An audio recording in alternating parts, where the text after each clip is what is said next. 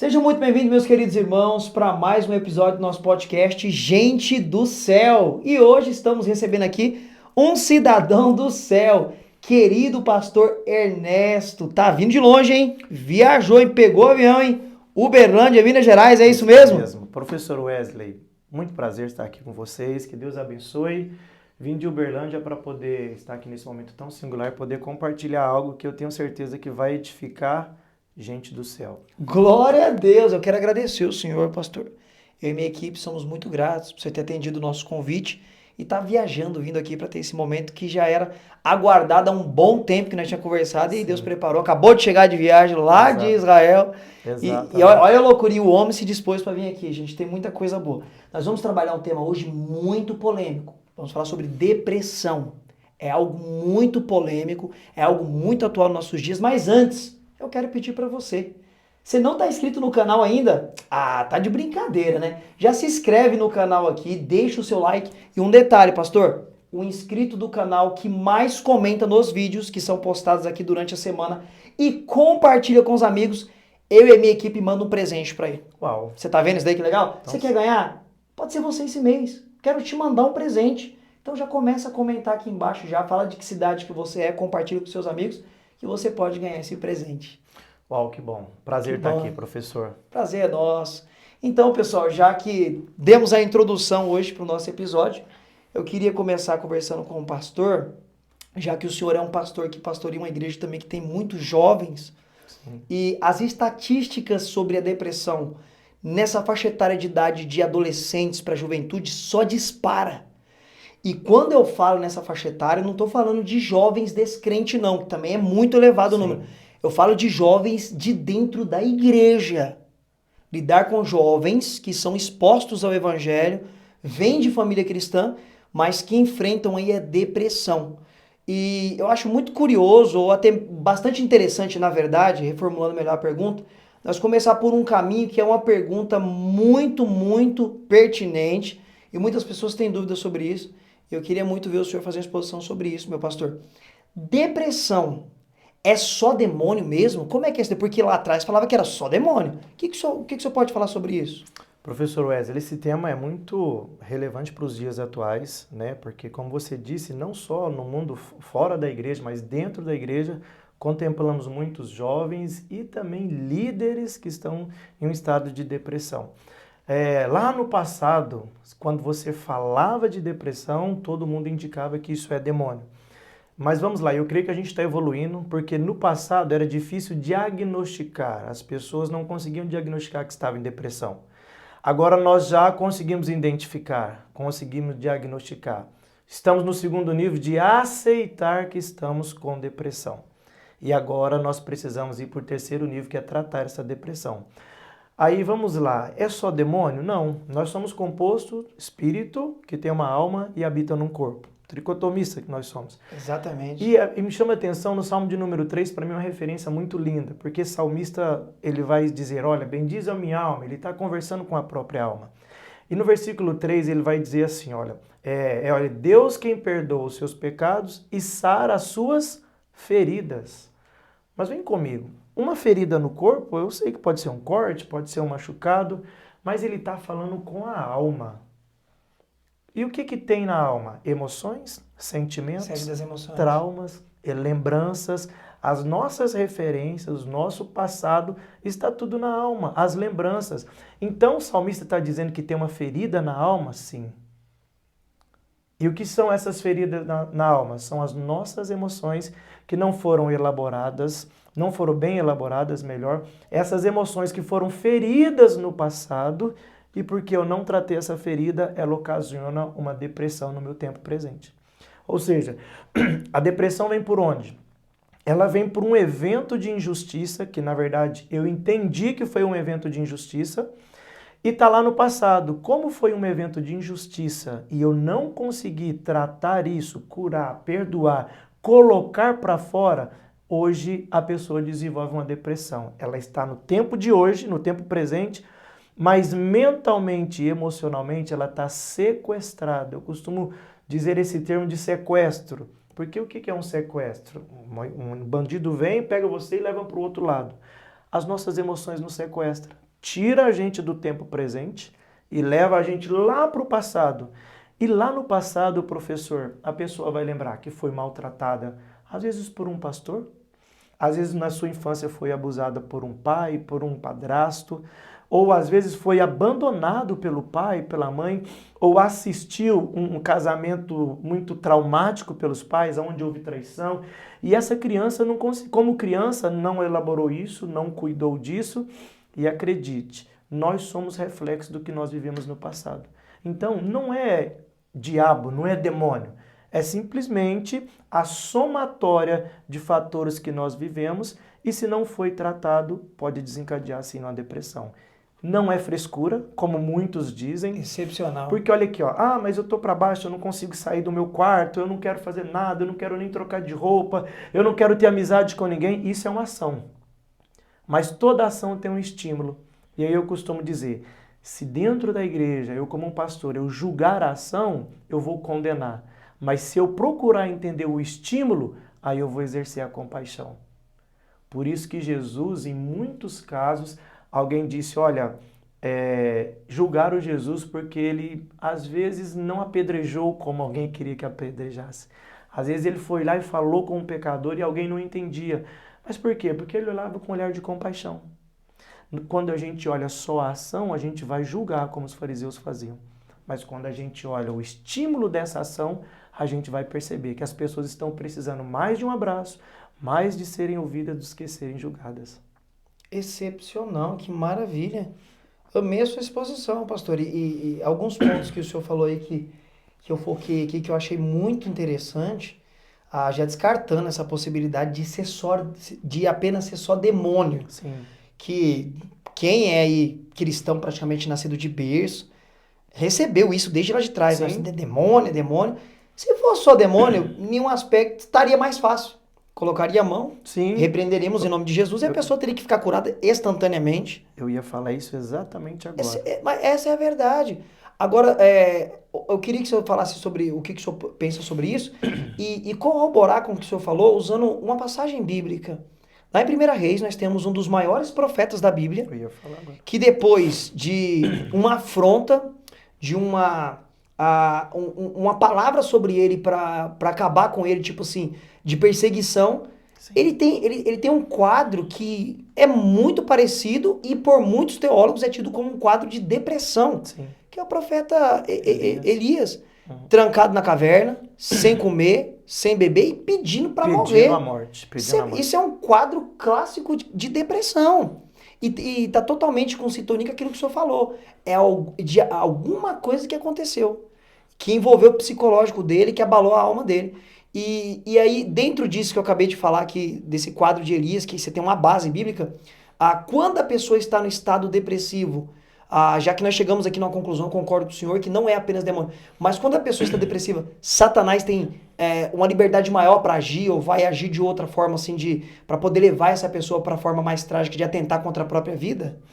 Sim, professor, por quê? Se eu não cuidar das minhas emoções, ela pode abrir uma porta de legalidade para o diabo atuar na minha vida. Por quê? O exemplo do profeta Elias é muito pontual para isso. Imagina, ele acabou de orar, Deus mandou fogo do céu. Ele acabou de orar, Deus mandou chuva.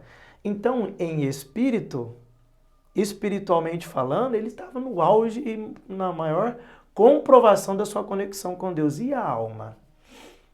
A alma, ele não estava tão bem que ao ponto de uma mulher falar e liberar uma palavra para ele, ameaçou ele de morte. Ele ficou com medo. Medo é o quê, gente? Emoção. E aí, lá na Epístola de João, ele vai dizer, o amor lança fora todo o medo. Deus, ele é amor. Então, naquela hora, ele permitiu que a emoção fosse mais forte do que a conexão dele com Deus. E aí, quando a gente permite isso acontecer, de fato, a gente pode abrir uma legalidade e o inimigo atua nessa área. Porque a Bíblia vai dizer que ele está ao nosso derredor, procurando quem ele possa tragar. Então ele está procurando, se as minhas emoções elas forem conflitantes e eu me render às minhas dores emocionais, eu posso sim abrir uma legalidade. E eu vou um pouco além. do que eu vou falar, talvez vai ser um pouco polêmico. Porque quando a pessoa Então não manda está ver, bem... que não gosta de polêmica. Vamos lá. Eu estava tratando um caso de uma pessoa. Uma pessoa da igreja, era uma jovem, e essa jovem era uma bênção. Só que volta e meia ela arrumava um namorado e acabava que ela passava dos limites, acabava entrando num ato de promiscuidade sexual, da fornicação, e a Bíblia diz que é pecado. Então todo mundo julgava a ação. Ela não é crente, essa menina não é a menina de Deus. Ação, porque só olhava a ação. E eu aproximei para tentar entender o estímulo. O porquê que ela não conseguia afirmar, e quando arrumava um namorado, ela rapidamente abraçava e não queria perder por nada. Vamos lá? Quando a gente começou a entender um pouco a história, essa menina, quando era criança, ela foi abandonada pelo pai. O pai brigou com a mãe e o pai abandonou ela. Ao ponto de ela falar, pai, não vai embora. Ela arrastava na perna do pai e o pai dizia, vocês não me trataram bem, então vocês me perderam. Vocês não me trataram bem, vocês me perderam. E o pai literalmente foi embora. Essa menina, obviamente, sofreu um trauma da perca do pai. Sofreu no espírito? Não, na alma. Mas essa alma pode refletir em algumas doenças, às vezes, do corpo. Mas vamos lá. Ela ficou traumatizada, sentiu a dor da ausência do pai e cresceu com aquela informação da ausência do pai. Emocionalmente ela não estava bem. E qual que era a frase que ela ouvia? Vocês não me trataram bem, vocês me perderam. Então, a referência masculina de um filho, de uma filha, é o pai. E ela perdeu essa maior referência. Depois esse pai casou com outra mulher, arrumou uma outra filha e ela via o pai com essa criancinha no colo, tratando bem e ela sendo deixada de lado. Então ficou uma ferida ali, um abandono do pai com aquela menina.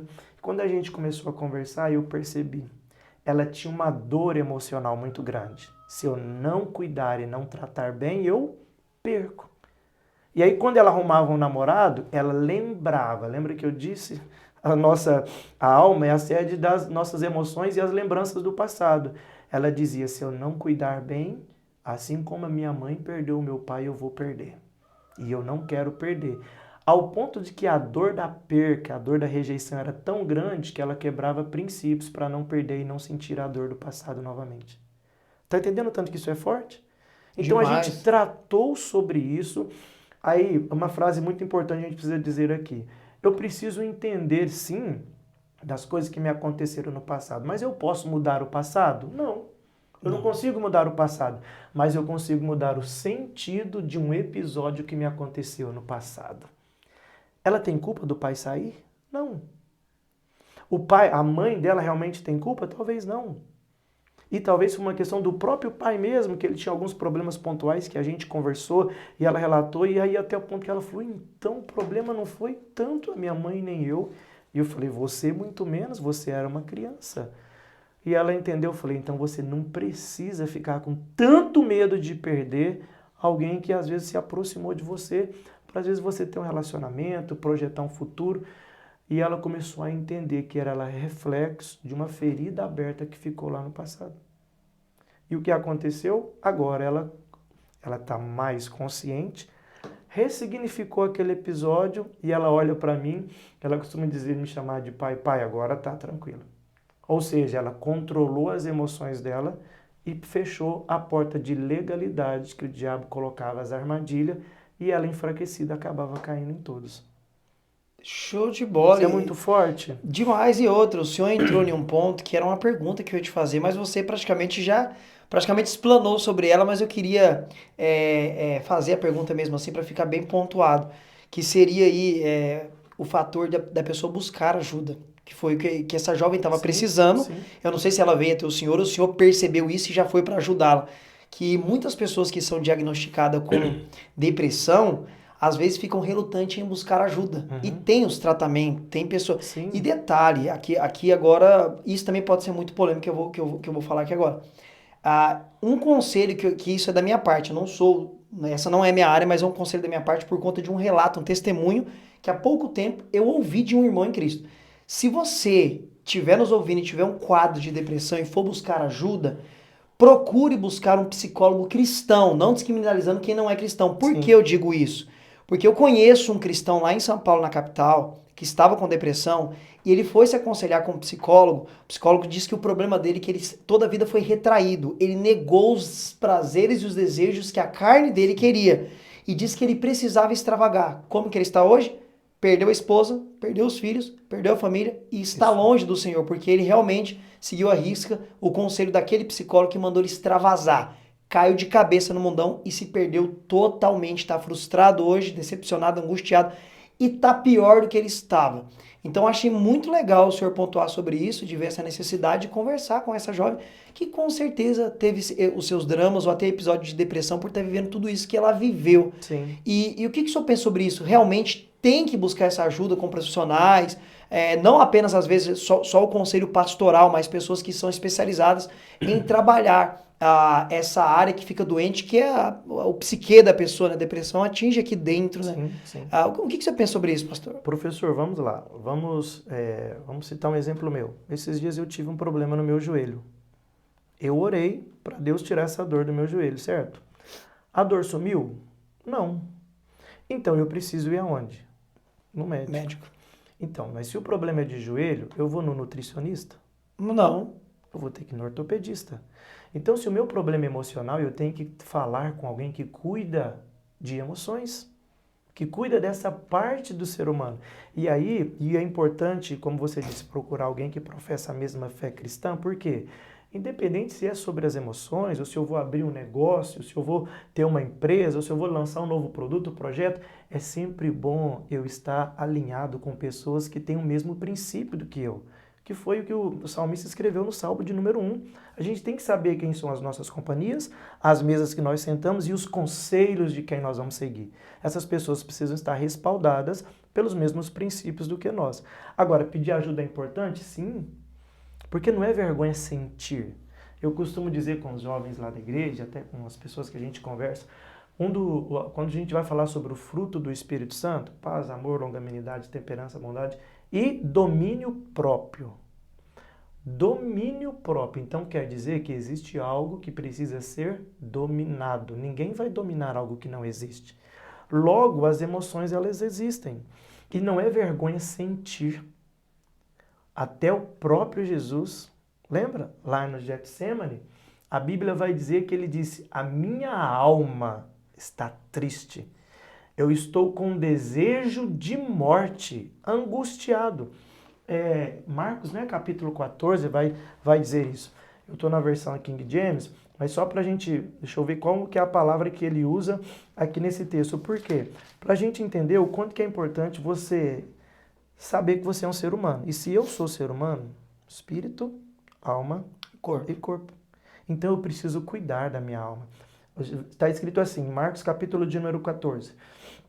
Então caminharam ali para o lugar chamado Getsemane, e tendo achado, solicitou Jesus os seus discípulos que assentassem ali ele disse, enquanto eu vou orar. Ele levou consigo Pedro, Tiago e João e começou a sentir grande temor e profunda angústia. Quem que sentiu angústia? Jesus. E de vez em quando, do outro lado do planeta, existem alguns líderes que dizem que se nós temos Jesus, nós não vamos sentir angústia. Do outro lado do planeta, no Brasil não acontece isso. Não tem isso aqui. E ele vai dizer assim, e compartilhou com eles, a minha alma está extremamente triste. A minha o quê? Alma. A alma. Então, mas aí Jesus, ele trilhou, então, ou seja, diagnosticou, aceitou o que está, porque, professor, existem muitos líderes e pastores também que precisam aceitar que está. E às vezes por não aceitar, vai levando, e acreditem, um cansaço emocional, ele vai fazer lá na frente, às vezes você ter a capacidade de quebrar princípios. E aí Jesus, ele foi orar, ele foi falar com o Pai para que tirasse dele essa angústia. Então ele disse, olha, que não seja feita a minha vontade. Qual que era a vontade dele? Naquela hora, sair do propósito, mas é que seja feita a sua vontade. Então, é tão interessante a gente entender sobre isso, porque hoje, diante do que eu penso, do que eu percebo, o maior problema nosso não é espiritual. O maior problema nosso é emocional. Porque se as nossas emoções não estiverem saradas, eu nem acesso o que está pronto, o que está disponível e nem a promessa. O filho pródigo, o filho mais velho, todo mundo já falou sobre isso. Quando o filho mais novo saiu e voltou, o filho mais velho vai dizer, pai, o senhor fez uma festa? E eu estou aqui todo dia, mas será que ele não reconhecia que já estava para ele? Mas ele não se achava merecedor de possuir tudo aquilo. Então, a gente precisa cuidar das nossas emoções também como a menina dos nossos olhos. Porque se elas estiverem bem, pode ter certeza que a gente não vai permitir as emoções bem elaboradas e curadas, nós trabalhando a nossa inteligência emocional, a gente não vai, como Elias, pedir a morte se eu estou com Deus que está me gerando vida todos os dias. Tá aí, pessoal, olha que maravilha. Pastor, a sua comparação de estar com dor no joelho e ter orado e buscado o recurso daqueles que Deus também deu a capacitação, Sim. porque toda boa dádiva vem de Deus. Então a Sim. sabedoria, mesmo do médico que não é cristão, ela vem da graça misericordiosa de Deus. Exatamente. E isso é curioso, porque aí demanda muito debate, mas só vou citar aqui, jogar no ar, deixa para eles comentar lá. Aquela citação de Tiago de passar o óleo e orar para o doente é muito curiosa, porque dentro de uma interpretação bem literal do texto, seria exatamente o que o senhor fez. Você passa um remédio ali, ou tipo, ora a Deus, depois passa um remédio, mas o que vai curar naquele contexto lá, o que o apóstolo disse seria a oração da fé. Mas Deus deixou aí a medicina que é um braço da providência das mãos do Total. Eterno.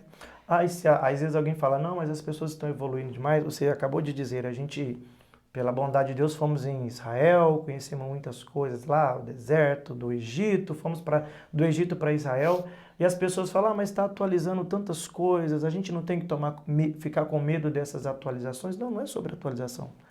Eu acredito que o ser humano, ele está cada dia entendendo mais sobre si mesmo. A gente chama isso de autoconhecimento.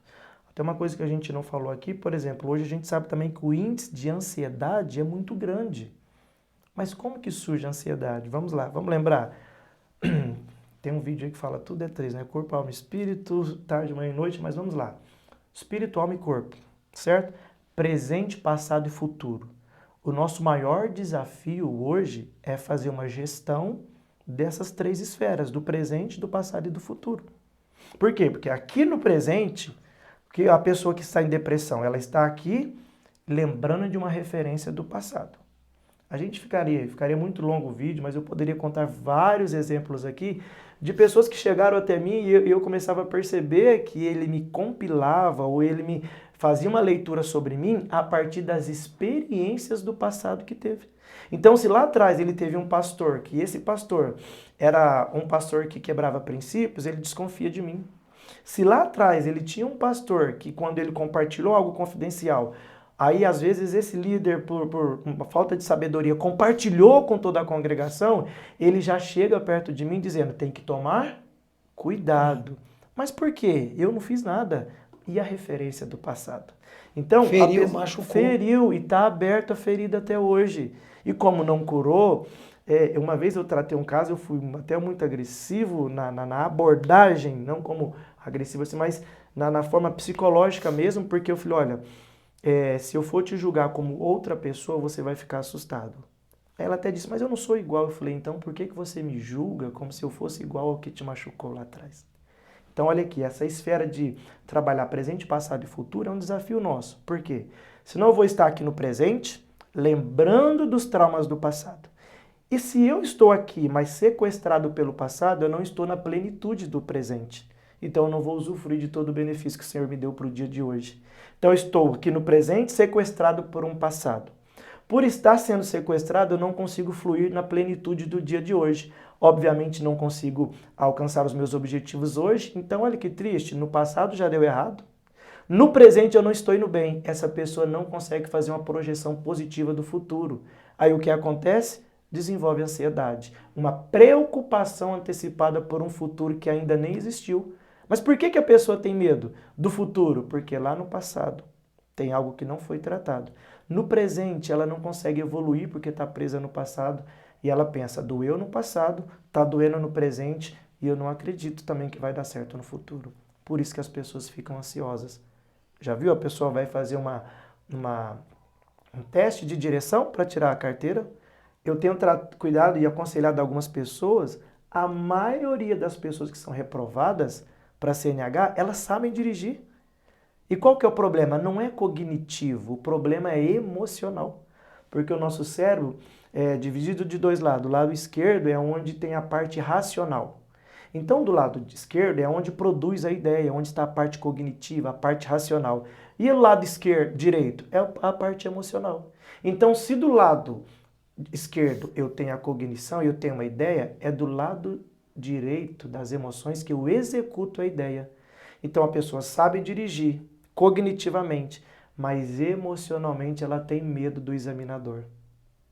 E aí ela já fica pensando, vai dar errado, eu não vou conseguir, ai não vai dar certo. E ela pensou tanto, como diz Provérbios 23:7, o que a sua alma imagina, assim ela é, e acaba reprovando. Percebe o quanto que é Gente do importante? céu! Percebe? Agora, vamos lá, esses dias eu estava aconselhando uma pessoa que ia fazer uma entrevista muito importante. E ela falou, eu estou com medo. Por que medo?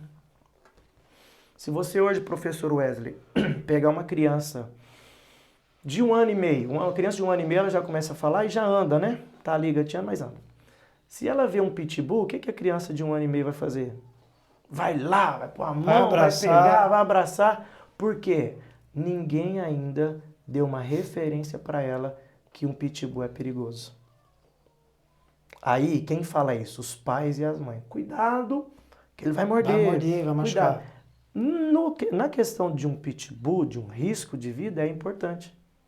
Mas quantas vezes os nossos pais, também alimentados por medo, não colocou em nós medo? Ninguém nasceu com medo. Lembra de Timóteo? 2 Timóteo 1:7, Deus não te fez com espírito de covardia, te fez com espírito de poder, amor e equilíbrio. Mas de onde vem o medo? A partir das experiências do nosso passado. Então a pessoa estava com muito medo de fazer uma entrevista. Eu falei, mas por que tanto medo? Ah não, Ernesto, uma vez eu me preparei para uma entrevista e aí eu fui preparado para a entrevista e eu cheguei lá, a disputa foi muito grande, tinha uma pessoa muito mais inteligente do que eu e eu perdi aquela oportunidade. Eu falei, a oportunidade você perdeu agora ou no passado? Lá no passado. Experiência de um passado que não foi curada. Sequestrada pelo passado, né? Sequestrada pelo passado, vive no presente pensando que não vai dar certo porque lá no passado não deu certo. E aí quando ela vai fazer uma projeção do futuro, ela faz uma projeção de medo. Por isso que o apóstolo Paulo vai escrever o quê? Em Filipenses capítulo 4, versículo 6 ao versículo 8. Não estejais ansiosos por coisa alguma. Antes sejam apresentadas as suas orações diante de Deus, né? Coração, ação de graças e súplicas. E aí o versículo 8 ele vai falar, e tudo que é honesto, e tudo que é puro, e tudo que é amável, e tudo que é de boa fama, é nisso que você deve pensar. Percebe o quanto que isso é importante? Agora, uma pessoa que fica alimentando pensamentos negativos são pessoas que estão emocionalmente feridas e machucadas. E digo isso sem medo de errar. Essa pessoa precisa de ajuda. Excepcional, gente do céu. Tá aí. Não fique cativo, escravo, sequestrado pelo seu passado e lance toda a sua ansiedade nos pés de Cristo Jesus. É um fator muito, muito, muito presente hoje, não só a depressão, mas a ansiedade. E a ansiedade é um fator que gera depressão, né? Se eu não estou equivocado, que leva para depressão. Ainda dentro desse aspecto, pastor, falando sobre essa explosão de depressão, o que o senhor pensa? A internet, as mídias sociais, tem sido um boom para trazer mais depressão para as pessoas? Isso tem sido um fator que aumenta o índice de depressão, principalmente nos jovens que têm muito mais acesso às mídias sociais do que as pessoas já de meia idade e para uma idade mais velha. Você acha que as mídias sociais têm corroborado muito para o aumento de depressão no meio dos jovens? Vamos lá. O sentido que eu dou no tempo presente é pelas experiências que eu já vivi. João capítulo 6, versículo 27, né? Jesus vai falar assim, aqueles que se alimentar de mim, eles viverão por mim. Então, a internet, ela tem as duas vertentes. Se eu quero aprender uma determinada situação, eu vou muito profundo nesses artigos, nesse conhecimento, e eu vou aprender. Agora, se eu não tenho uma capacidade de fazer essa gestão, porque o nosso cérebro trabalha por duas vertentes, busca do prazer ou fuga da dor. E aí, talvez vou ser polêmico aqui que eu vou falar, por que Eva errou? Né? Não que seja um porquê absoluto, mas Deus falou, não coma da árvore do bem e do mal. tem um mal, mas alguém consegue ver um bem na perspectiva de onde tem um mal. Nenhuma mulher quer ser uma mãe solteira, mas o prazer do sexo faz ela ceder a isso e acaba sendo mãe solteira. Até mesmo as drogas. Ninguém quer ser um viciado no crack, mas é um mal que tem no seu bojo um bem, que é o prazer do momento do efeito do O crack. êxtase. Percebe? Mas o que eu quero dizer com isso? Porque na internet, quando alguém busca, por exemplo, se eu vou buscar, eu quero aprender como me cortar. Lembra que eu disse no começo? É uma ação. Eu não posso julgar só essa ação. Eu tenho que entender qual é o estímulo que leva uma pessoa para querer aprender a se cortar, para querer aprender como se comete um suicídio. Agora, o que nós precisamos entender é que Gálatas, Paulo vai escrever que nós não devemos nos comparar com o outro. Agora, a internet nos leva para um sentimento de tristeza, de angústia, de depressão, quando a gente entra num processo de comparação. Se eu for começar a assistir os vídeos do professor Wesley, ele é muito melhor, tem muito mais conhecimento do que eu. E se eu não tenho uma mentalidade elaborada, eu vou me frustrar por causa do processo da comparação. E nesse processo de comparação, muitos jovens tendem em depressão. Por quê? A rede social só mostra tudo de bom. E aí, ali as pessoas estão viajando e você não está. As pessoas estão indo para a praia e você não está, estão andando de carro novo, você não está, tem muitos amigos e você não tem. Percebe? Aí esse processo de comparação faz com que a pessoa internamente comece um diálogo ali, parece que a vida errada é a vida dela. E aí uma frase que eu preciso falar aqui, aproveitando a sua audiência, que solidão não é ausência de pessoas. Dificilmente alguém vive uma solidão por causa de ausência de pessoas. Solidão é ausência de intimidade. Eu tenho muitas pessoas ao meu redor, mas eu não tenho intimidade com quase ninguém. E esta solidão leva a pessoa para a depressão. Lembrando que a solidão não é ausência de pessoas. A prova diz que se você for na tua igreja, você vai encontrar pessoas que falam, eu me sinto só. Sozinho. Como que eu me sinto só no meio de tantas pessoas? Porque a solidão é a ausência de intimidade. E por que eu não libero uma intimidade para você? Por que eu não compartilho das minhas dores para você? Porque um dia lá no passado, eu compartilhei e alguém me interpretou mal e eu pensei que ia me ajudar e ficou pior ainda.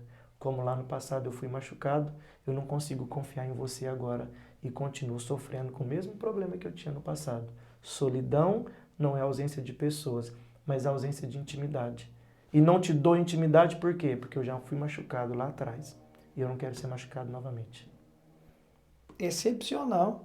Esse ponto que o senhor levantou e ressaltou e pontuou por várias vezes, da comparação que as pessoas fazem na mídia social e se frustra, é abissal, isso é terrível, isso nós conseguimos ver nitidamente. Total. Muitos jovens se martirizando exatamente pelo que o senhor falou. Mas ele viaja, vê aquele mundo encantado que a pessoa pinta na internet, mas não sabe a realidade que tem por detrás. Sim. Aí faz essa autocomparação. Isso é terrível, porque aí você está com a sensação de que você sempre está atrasado. Você sempre está atrás. Atrás. Alguém está sempre progredindo na sua frente. E você está parado. E como pastor, isso também é muito sério. Por quê? Porque senão eu vou ver a igreja do fulano, a igreja do ciclano. Por que ele está bombando? Ele está bombando, a igreja dele vai mais pessoas, parece que ele consegue fazer tudo que ele projeta. Está abrindo congregações, Tá tudo certo, mudou a fachada. porque nenhum pastor compartilha as partes ruins. Que tem alguém que está julgando ele, que tem alguém que abandonou ele e levantou uma calúnia. Isso não é compartilhado. Ou tentou puxar o tapete. Tentou puxar o tapete. Isso não é compartilhado. Por isso que nós precisamos tomar cuidado. Pastor Ernesto, então como não comparar? O próprio apóstolo Paulo já escreveu em Gálatas. Faça uma autoanálise. Então eu posso agradecer a Deus pelo ar que eu respiro. Posso agradecer a Deus pelo teto que eu tenho. Posso agradecer a Deus por conhecer a Ele, por estar no Evangelho, por receber o Espírito Santo. Posso agradecer pelo movimento das minhas mãos, pelo o brilho dos meus olhos, por poder ouvir. Sabe, a gente tem 1001 motivo para agradecer. A vida vai ser reflexo do resumo que eu faço diário dos meus pensamentos. Glória a Deus. Louvado seja Deus por isso. Tá aí o conselho. Então, se você ficava se comparando aí, ó, não anda por esse caminho, não. Pelo amor de Deus. Isso mesmo. Pastor, só para a gente encerrar, professor Wesley, hoje o senhor falou sobre os psicólogos, né? A gente lembra que lá no passado, algumas igrejas eram 100% contrárias ao psicólogo. Não vai para o Exatamente. psicólogo, dobre o seu joelho e ore que Jesus é o melhor psicólogo. Já era. Mas eu acredito que isso está evoluindo, por isso hoje a gente tem até uma matéria no curso de teologia que chama Psicologia Pastoral. É importante a gente entender sobre isso. Um outro grupo de pessoas também que ajuda muito sobre inteligência emocional são alguns coaches. Só que eu sei que no Brasil, da mesma forma que existe um policial honesto, existe um policial desonesto.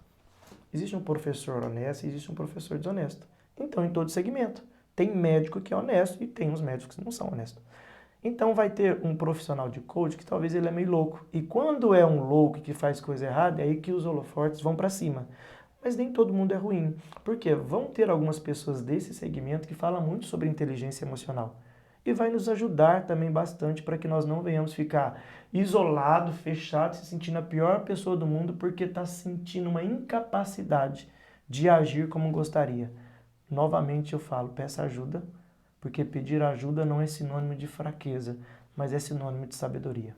E na verdade, tem até um texto bíblico que nos ensina a pedir ajuda, né? Comunicai As uns suas aos outros as necessidades. vossas necessidades. Então, se você está Exatamente. precisando de ajuda, busque essa ajuda. Ore, e a oração sempre está ligada à ação. Sim. Você orou, mas agora haja, busque ajuda.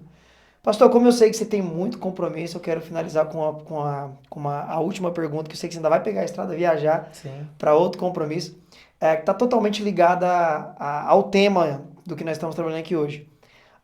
Falando de jovens com depressão, o senhor acha que os pais, nesse contexto de hoje, não estão se atentando muito para os filhos, estão deixando meio que os filhos muito para lá e quando alguns vão perceber, já quase, ou é tarde demais, né?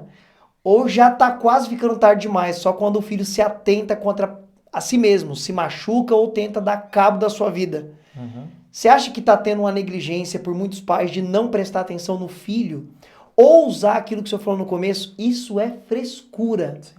O que o senhor pensa sobre isso? Alguns pais estão pecando, e eu tô falando, eu tô falando do pai que não é cristão, do pai cristão. Sim. Aqui a nossa ideia aqui é dentro de um âmbito cristão. O senhor acha que muitos pais cristãos estão pecando de não dar a atenção necessária para os filhos e quando vão perceber, já é tarde demais ou já está quase tarde demais? O que o senhor pensa sobre isso? Vamos lá. Uma vez a gente fez um projeto na igreja e a gente queria mensurar como que era a vida de um adolescente, de um pré-adolescente durante a semana. Então nós entregamos para eles uma planilha e nós colocamos assim, ó, a cada 15 minutos você vai escrever o que você está fazendo. A cada meia hora você vai preencher o relatório. E nós pegamos os relatórios e para nós foi assim, ó, nós ficamos assustados com o relatório. Porque teve adolescente que, somando todo o período de um domingo a domingo, somando quanto tempo ele tinha com o pai, na perspectiva e na ótica desse adolescente, desse pré-adolescente. Teve adolescentes que deu 1 hora por semana. E aí quando a gente colocou o relatório, a gente foi conversar com os pais, teve uma mãe que veio brava. Que isso? Isso tá tudo errado. Eu fico o dia inteiro na minha casa com meu filho. Eu falei, mas então por que ele disse que você não fica? Ela disse, olha, eu trabalho na minha casa, tenho um escritório, ele fica na sala, eu estou lá no meu escritório, lá no outro cômodo exclusivo, e a gente está o dia inteiro no mesmo ambiente. E esse que é um problema. Estar no mesmo ambiente não quer dizer que você está junto. Estar no mesmo ambiente não quer dizer que você dá atenção. E aí uma coisa que eu falo. Hoje, por exemplo, foi um dia muito pontual. Eu saí de manhã, fui ao aeroporto para pegar o meu voo para vir aqui e depois continuar a viagem para São Paulo.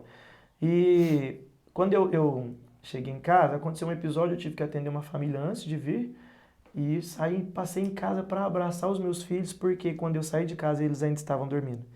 E eu falei, filhos, vamos levar o papai no aeroporto? Ele falou assim, papai, senta no banco de trás comigo, deixa a mamãe dirigir. Gente, nós precisamos aprender a ouvir as emoções dos nossos filhos. Para ele isso era muito significativo. Por quê? Papai, já que o senhor vai embora, eu posso aproveitar um pouquinho mais da presença do senhor aqui? Na hora, gente, eu sentei no banco de trás do carro, tirei foto com eles, fiz um story, coloquei no Instagram e eles se sentiram completamente amados. E aí, por que eu estou dizendo isso? Sim, tem alguns pais que pensam que o amor que o filho precisa é colocar uma roupa de marca. Nada contra ter uma roupa de marca.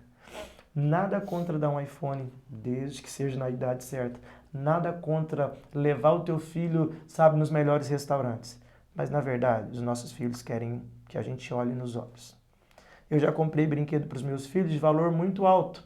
Mas, na verdade, meu filho queria que eu brincasse com ele no sofá de pular. Eu pulo, agora ele pula. Põe as almofadas lá, a gente vai brincar de dar cambalhota. Exatamente. Porque isso... E aí, tem uma técnica que um amigo nos ensinou, que chama Márcio Micheli, uma pessoa extraordinária. Ele ensina a técnica dos 15 minutos. Quando você vai dormir, as últimas coisas que você faz nos 15 últimos minutos antes de dormir, geram uma memória de longo prazo. Então, quando eu vou dormir com meu filho, eu faço 3 perguntas pontuais. Eu ou a minha esposa faz. Meu filho, você se sentiu amado hoje? Aí nós temos que estar preparados, né? Para a sinceridade dele. Então, às vezes ele fala, papai, senti amado. Aí eu faço a segunda pergunta, em qual momento que você se sentiu amado? Professor Wesley, é a hora que a gente fica surpreso com as respostas. Papai, eu me senti amado quando o senhor colocou o celular no banco do passageiro e começou a conversar comigo na hora que o senhor foi buscar a escola. Na hora que o senhor foi me buscar na escola. Papai, eu me senti amado quando o senhor veio fazer cosquinha em mim quando eu cheguei da escola. E aí, ótimo. E aí o que eu falo? Filhão, então acredite, o pai fez isso porque sabia que você ia gostar. Essa criança vai dormir pensando, cara, o meu pai me ama. É o melhor pai do mundo. Entendeu? Agora, lamentavelmente, isso não é a realidade da maioria das pessoas. Às vezes o pai já está cansado, a mãe já está estressada. Vai dormir, menino. Dorme, senão eu te bato. Exatamente. E aí ele é forçado a dormir. E muitos filhos estão ali querendo simplesmente falar, pai, só queria um abraço. Percebe? Então, qual que é o meu conselho? Nós precisamos olhar mais para os nossos filhos. Exatamente. Olhar e ver o que, sabe, às vezes o que os olhos vão dizer para esses filhos. Eu encerro, para não ficar tão longo, eu tenho 2 filhos, Augusto hoje de 9 e a Sara de 5 anos. Quando a Sarinha nasceu, vamos pensar, o Augusto era exclusivo, era só o Augusto. Então o Augusto tinha 100% das atenções dos pais. Quando a Sara nasceu, aí nós tivemos que dividir a atenção. Então, na cabeça da criança, ele começa a perder um território, concorda? Chegou alguém que é estranho e agora está tomando o meu lugar. Eu me lembro um dia que acabou o culto, a gente entrou no carro e a Sara, bebezinha ainda, começou a chorar e a minha esposa sentou no banco de trás, abraçou ela e deu mamar e começou, filhinha, a mamãe te ama, a mamãe te ama. Nessa hora, o Augusto ficou nervoso, começou a chorar e aí... O que ele estava dizendo nessa hora? Era birra, pastor? Não. Ele estava chorando porque ele estava percebendo que ele estava perdendo o amor da mãe e do pai. Então, naquele dia, ele chorou muito, ele chutou o banco do carro. Teoricamente, o que a maioria ia fazer? Cala a boca, menino. Respeita teu pai, respeita tua mãe. Se você bater no carro de novo, eu vou te bater. Então, da igreja até a minha casa, ele foi chorando e gritando e batendo no carro. Eu, calma, Augusto, calma.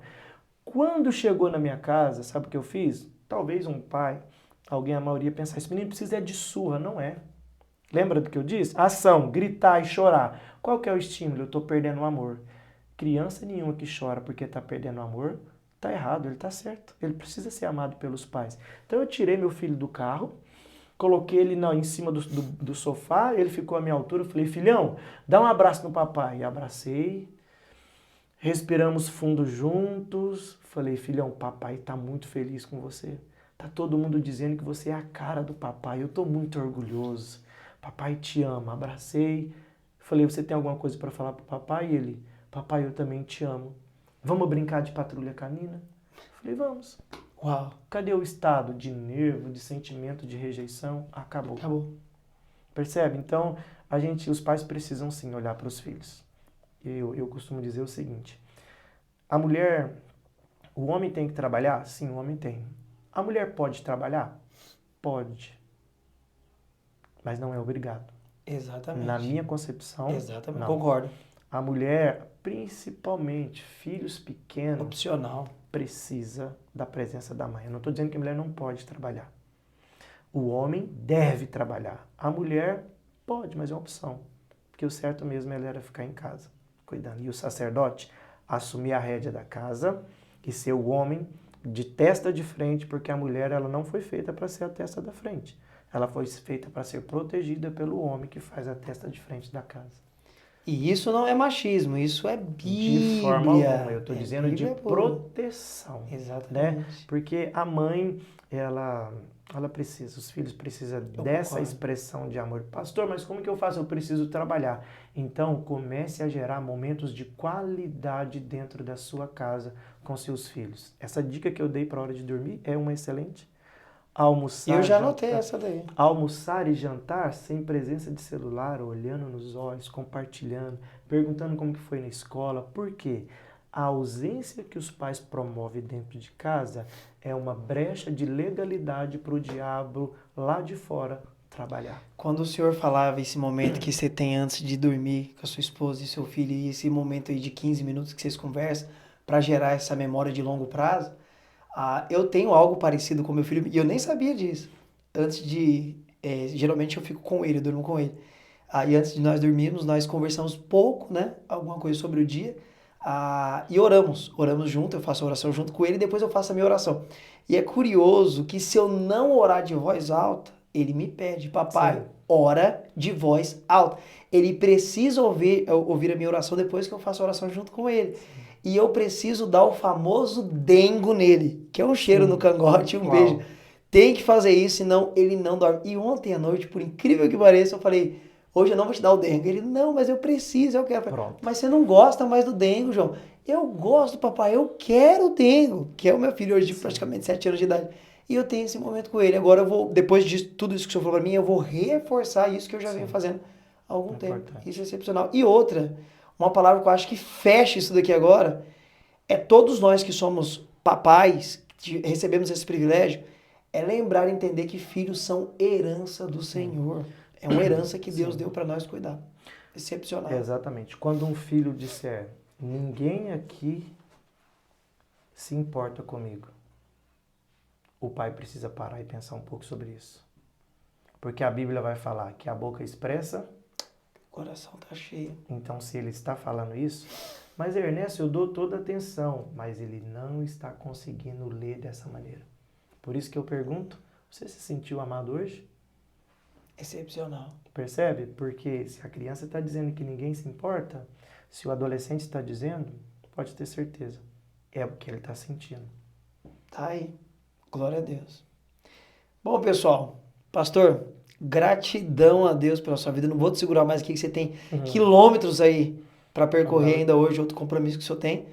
Agradecer a sua vinda aqui. Deus te abençoe muito, que não seja a primeira vez. Sim. Já estendo um convite para quando estiver em São Paulo de novo, voltar aqui no nosso podcast Gente do Céu, para abordarmos outros temas. E para você que está acompanhando aqui, pessoal, as mídias sociais do Reverendo Ernesto, nosso querido pastor, vai estar nos cards. Então corre lá, se ficou alguma dúvida aqui, pode chamar lá, que eu sei que ele responde no direct. E vai lá acompanhar o trabalho dele. Tem as lives das 6 horas da manhã, que eu não perco é uma bênção. Você tá ali se arrumando para trabalhar, ouvindo o pastor te abençoando, pregando, é maravilhoso aquele trabalho. E agradecer você e deixar o pastor também, deixar uma palavra final pro pessoal e fica à vontade, pastor. Professor Wesley, quero te agradecer por essa oportunidade de nós poder compartilhar algo de Deus aqui para a vida dessas pessoas, dos seus seguidores. E a você, o nosso muito obrigado, que Deus te abençoe. Espero ter ajudado você de alguma forma e que o Senhor Jesus possa a cada dia te alcançar e você entender que Ele fez você como um vencedor. Se você não está vivendo uma vida de vitória, é porque precisa reparar o que ainda não foi reparado.